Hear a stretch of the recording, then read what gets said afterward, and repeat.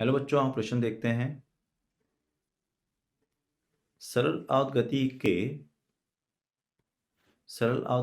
के कण की कण की गति का आयाम a है। कण के किन विस्थापनों पर y वेग शून्य अधिकतम होगा, त्वरण शून्य अधिकतम होगा। तो बच्चों, अगर अपन देखें यहाँ से मुख्य अवधारणा क्या है प्रश्न की हमारे पास। अगर हम मुख्य अवधारणा में जाएं यहाँ से प्रश्न की, तो मुख्य अवधारणा क्या है? मुख्य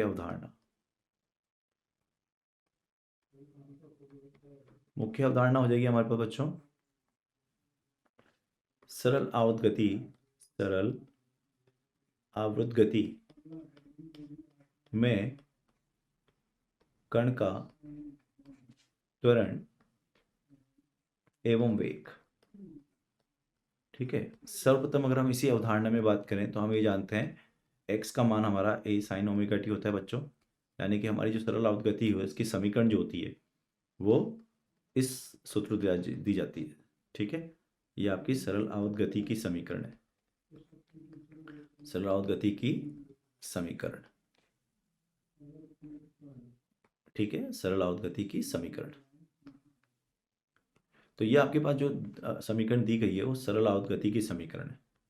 अब बच्चों, अगर मैं अब बात करूं वेग क्या होता है, तो आप सबको पता है वेग क्या होता है। अगर हम वेग लिखें तो वेग जो होगा बच्चों, क्या वो dx/dt हो जाएगा। ठीक है, तो ये हो जाएगा आपका a ओमेगा और cos ओमेगा टी। या फिर मैं अगर इसको y x की, अच्छा हमको यहाँ पर y दिया हुआ है तो बच्चों हम y लिख लेते हैं इसको। ठीक है, और ये y क्या है ये भी बता दो आप लोग। ये y जो है आपका वो यहाँ लिखते हैं y का मान जो है वो है माध्य स्थिति से विस्थापन। माध्य स्थिति से विस्थापन। अच्छा, आपको कैपिटल जो बड़ा ए दिया हुआ है वो छोटा ए है ना, तो वो छोटा ए भी लिख लेते हैं हम।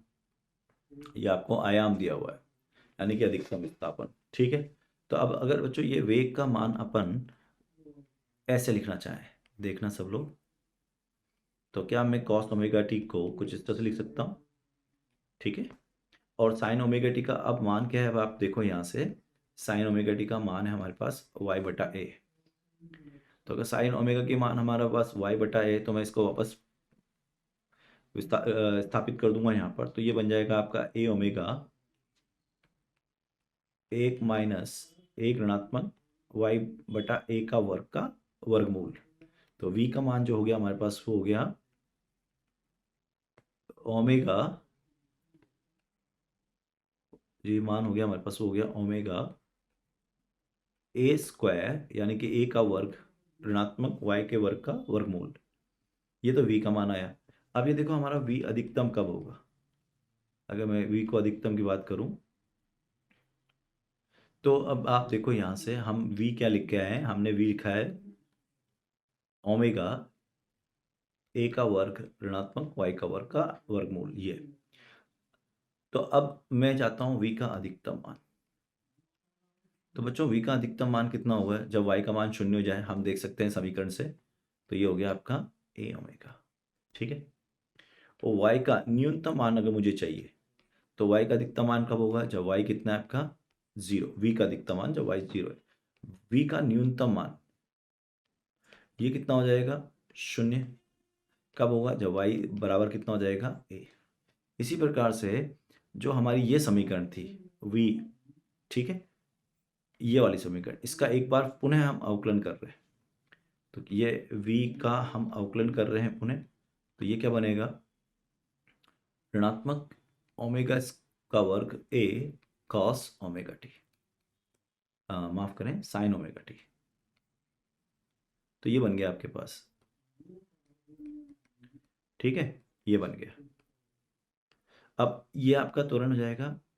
इसको त्वरण को हम बड़े ए से प्रतिशत कर लेते हैं त्वरण। तो यहाँ पर बड़ा ए जो है त्वरण को रिप्रेजेंट कर रहा है हमको, यानी कि प्रतिशत कर रहा है। तो ए बड़े ए का मान हो गया आपका ओमेगा का वर्ग ए। अच्छा, आप देखो ये ए साइन ओमेगा टी जो है वो तो वाई है, तो हम इसको लिख सकते हैं। अब देखो आप ए का अधिकतम मान लिखना है आपको, तो ए का अधिकतम मान कब आएगा, ये हो जाएगा आपके पास a का अधिकतम मान बराबर, जब y का अधिकतम मान होगा, y का अधिकतम मान तो आयाम कहलाता है, तो y का अधिकतम मान कितना है a, और a का न्यूनतम मान कितना होगा, a का न्यूनतम मान बराबर 0। ये कब होगा, जब y न्यूनतम होगा, तो y न्यूनतम कितना होगा 0 माध्य स्थिति पर, माध्य स्थिति। तो बच्चों ये याद रखो, माध्य स्थिति पर त्वरण जो है वो अधिकतम होता है, सॉरी न्यूनतम होता है, और उच्चतम स्थिति पर, उच्चतम स्थिति पर आपका y अधिकतम है आयाम के बराबर, उस कंडीशन में, उस स्थिति में आपका त्वरण अधिकतम होगा। जबकि अगर आप यहाँ देखें, यहाँ पे क्या हो रहा है, माध्य स्थिति पर, ये माध्य स्थिति है, माध्य स्थिति पर आपका वेग, और चरम मान पर, चरम स्थिति पर वेग आपका 0 हो रहा है। तो यह हमारा प्रश्न का हल है। मैं आशा करता हूँ आपको समझ में आया हो। धन्यवाद।